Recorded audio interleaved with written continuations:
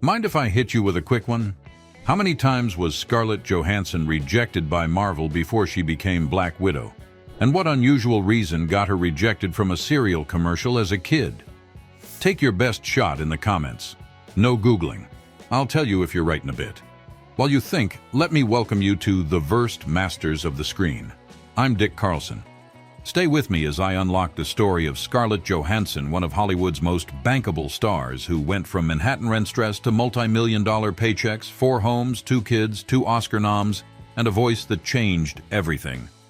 But to understand how Scarlett built an empire out of pain, hustle, and silence, you have to start at the very beginning.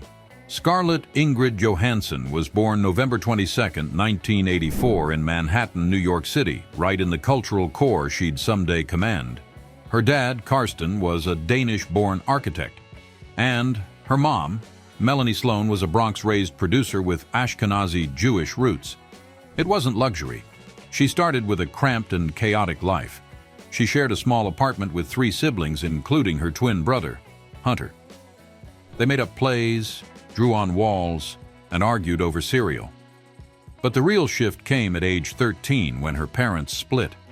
Scarlett would later say that moment turned her inward, but it also sharpened her and gave her focus. She realized she had 2 options, either to toughen up or disappear. One person who never let go of her hand was Grandma Dorothy. Scarlett called her "my best friend." When the family felt like it was breaking apart, Grandma Dorothy held it together like glue. By 7, Scarlett was already training at the Lee Strasberg Theater Institute. At 8, she landed her first off-Broadway role, playing a blind girl. No stage moms were dragging her there. Scarlett wanted it herself. She wanted to be great, but she didn't land every role. In fact, she lost 1 cereal commercial because the producers said her voice sounded too adult. Most kids would have tried to sound perkier. But Scarlett doubled down. And that voice would eventually make her millions. So Scarlett made her film debut at just 10 years old in Northern 1994. It was a comedy directed by Rob Reiner. A few years later, she starred opposite Robert Redford in The Horse Whisperer, 1998, earning praise for her emotional depth at only 13. By 2001, she appeared in the cult favorite Ghost World, playing a disaffected teen alongside Thora Birch. Casting directors described her as serious and even too mature, but Scarlett didn't flinch. That edge became her trademark. Then came 2003. At just 18, she starred in Lost in Translation, directed by Sofia Coppola, opposite Bill Murray. The film was a breakout hit, earning over $118 million worldwide on a $4 million budget. Scarlett's quiet, aching performance won her a BAFTA for Best Actress and her first Golden Globe nomination. Overnight, she became the it girl of indie cinema. But while her fame exploded, she didn't. No tabloids, no expensive handbags or Bentleys. Scarlett kept things low-key. At the time, her net worth hovered around $500,000. In 2005, a then 21-year-old Scarlett auditioned for Mission Impossible opposite Tom Cruise. She was offered the role but eventually dropped out, reportedly due to scheduling conflicts. At the time, people saw it as a missed opportunity, but in hindsight, it was one of those rare lucky breaks in disguise. Had she taken the role, she may have been locked into another franchise and unavailable when Marvel came calling. By the late 2000s, she was a staple on the covers of Vogue, Vanity Fair, and Elle, seamlessly crossing into high fashion. She signed lucrative endorsement deals with L'Oreal and Dolce & Gabbana. These campaigns added millions to her growing fortune. In 2008, Scarlett Johansson released her debut album, Anywhere I Lay My Head. A year later, in 2009, she followed it up with Breakup. Critics were divided, but the message was clear that she didn't want to be boxed in as just an actress. She was exploring, expressing, and breaking boundaries. That same period marked a major shift in her personal life. In 2008, Scarlett married fellow actor Ryan Reynolds.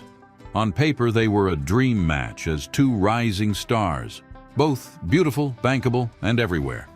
But behind the camera flashes, things were rocky. Scarlett would later reflect that they were simply not aligned. Meanwhile, in 2010, a turning point in her career arrived. Scarlett made her debut as Natasha Romanoff, aka Black Widow, in Iron Man 2. What many don't know is that she didn't just walk into Marvel. She had to audition for 3 different roles before finally landing this one, and once she stepped into that black suit, there was no looking back. In 2011, her marriage to Ryan Reynolds quietly ended without drama or headlines. That same year, she purchased a $2.1 million penthouse in Manhattan, which became a private sanctuary above the city, far from red carpets and noise. Meanwhile, her presence in the Marvel Cinematic Universe continued to grow. In 2012, she starred in The Avengers. It was a big hit. Scarlett's career isn't just built on hits, it's layered with choices that proved gutsy and ahead of their time.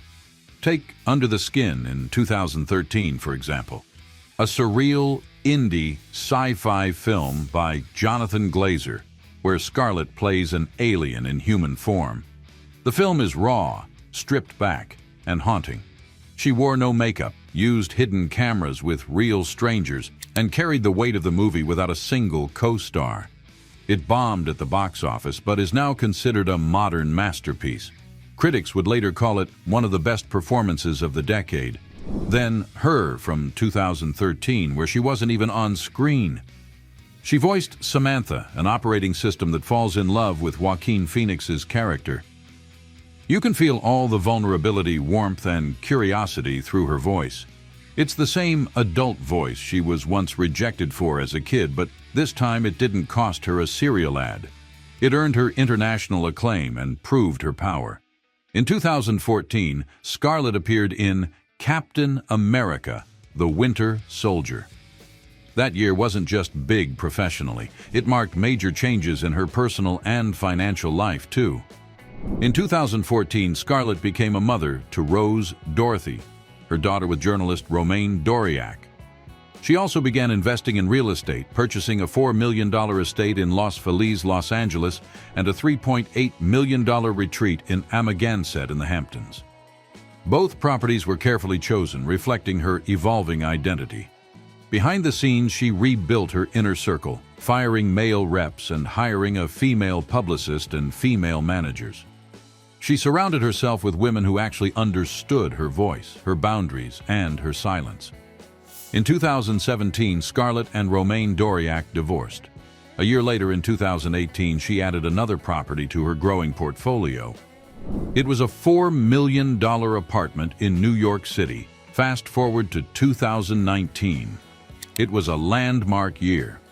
Scarlett pulled off what few actors ever have with 2 Academy Award nominations in the same year. One for Best Actress in Marriage Story, a raw and vulnerable portrait of divorce.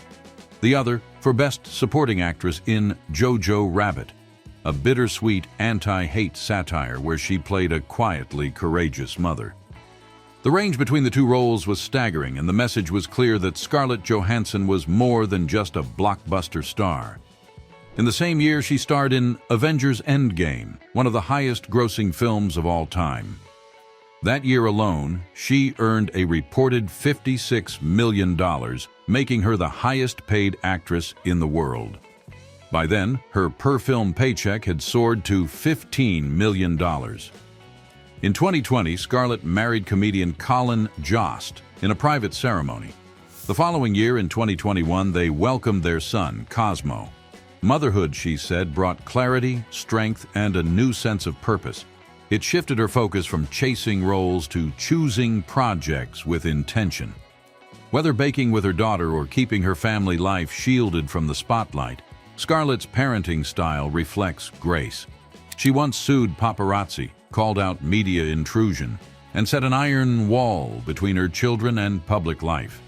But her goal wasn't to disappear. It was to own the spotlight instead of being owned by it.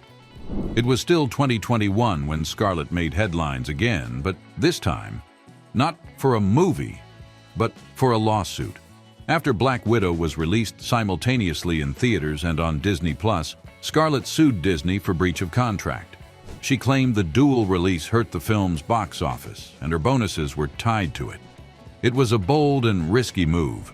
Some said it was career suicide to sue a studio that big. But Scarlett didn't back down. She stood up not just for herself, but for every actor being steamrolled by new streaming models. Weeks later, the suit was settled.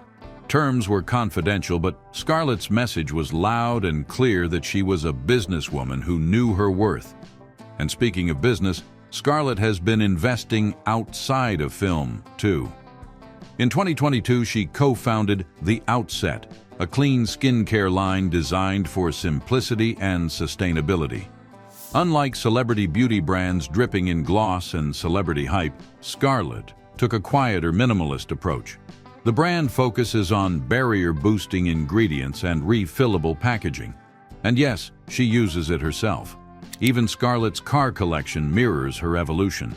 In the early days, she drove a Toyota Prius. Later came the Mini Cooper, the Maserati Quattroporte, and eventually the Mercedes-Benz GLE. Each vehicle reflects a new chapter of success. She favors comfort, privacy, and performance over flashy statements. Estimated collectively, her car collection is worth around $400,000 to $500,000, modest by celebrity standards, and proves that for Scarlett, style is about intentional living. Then, in 2022, Scarlett took her creative power to a new level. She launched her production company, These Pictures, with a clear mission to champion bold, character-driven stories that Hollywood too often sidelines. It wasn't just about producing. She was after authorship, about shaping the kinds of narratives she believed in behind the camera as much as in front of it. Today, Scarlett Johansson is not just a celebrated actress. She's a storyteller, producer, entrepreneur, and mother. Her estimated net worth sits around $175 million, but what's more impressive is that she's built freedom with it. She no longer chases box office records or red carpet prestige. She chooses projects with heart, purpose, and edge. Whether it's voicing a character in a Wes Anderson film, Asteroid City in 2023, or producing future-forward content through These Pictures, Scarlett is carving a space on her terms.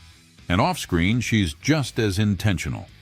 Scarlett is notoriously private, especially when it comes to her children, Rose and Cosmo, but she's spoken openly about what matters to her now, like balance and boundaries.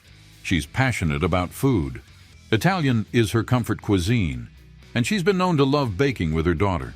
She adores classic cinema, has a weakness for karaoke, especially 80s hits, and she swears by hot yoga to reset her mind. Fashion-wise, she prefers timeless elegance over trend-chasing like vintage pieces, minimalist lines, and bold lipsticks. She's also been deeply involved in philanthropy over the years, supporting causes like cancer research, women's rights, and disaster relief. Her public presence today is careful but confident. When she speaks, it's with clarity. When she works, it's with intention. Because Scarlett is not proving anything to Hollywood now. She's building a legacy that goes beyond the screen. Over the years, Scarlett Johansson didn't just survive Hollywood. She chose to rewrite the script.